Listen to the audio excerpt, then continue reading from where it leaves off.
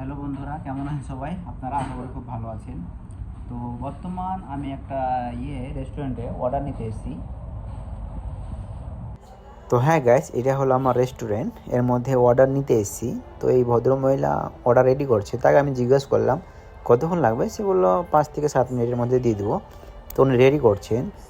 তো কথা হলো যে আমি আপনাদেরকে বাইরের দৃশ্যটা দেখাবো। হ্যাঁ, এটা হলো ডিসকভারি গার্ডেন। এটা একটা খুব সুন্দর, এই যে গেটটা দেখতে পাচ্ছেন, এটা হলো একটা গেট।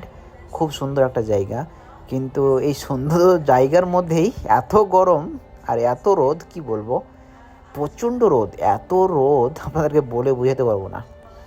আমি এসে 2টা অর্ডার মেরেছি, তার মধ্যে দেখতে চোখ আর আমার চোখ মানে মুখগুলো পুরো ফুলে গেছে। প্রচণ্ড রোদ গাইস। তো আমি প্রায় 5 থেকে 7 মিনিট ওয়েট করলাম। ওয়েট করার পর সে আমাকে ডেকে অর্ডারটা দিল যে আমার অর্ডার রেডি হয়ে গেছে। তো আমি যাবো কাস্টমারের লোকেশনে। তো এখান থেকে অর্ডারটা পিক আপ করলাম। পিক আপ পয়েন্ট থেকে ড্রপ পয়েন্ট মানে কাস্টমারের লোকেশন 15 কিলোমিটার। এটা হলো দুবাই ড্রাইভিং স্কুল। দেখতে পাচ্ছেন কতগুলো কার রয়েছে ড্রাইভিং শেখানোর জন্য। তো এখান থেকে অর্ডার করেছিল।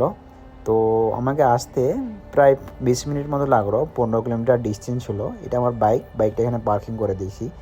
তো প্রথমত আমি কাস্টমারকে কল করব। আমি কল করে ডিসকাশন করে নেব, কারণ এখানে অনেক বিরাট বড় একটা এরিয়া। তো কোথায় যেতে হবে আমাকে, নাকি উনি আসবে আমার কাছে, তো ভালো করে কল করে সেটাকে আমি মানে কনফার্ম করে নেব, তাহলে খুব ভালো হবে। তো যাই হোক, আমি কথা বললাম ওনার সাথে। তো উনি আমাকে একটু এগিয়ে আসতে বললো, উনিও আসছেন। তো এই ছিল আজকে ভিডিও গাইস। ভিডিওটা ভালো লাগে প্লিজ লাইক কমেন্ট শেয়ার করবেন। Thank you so much.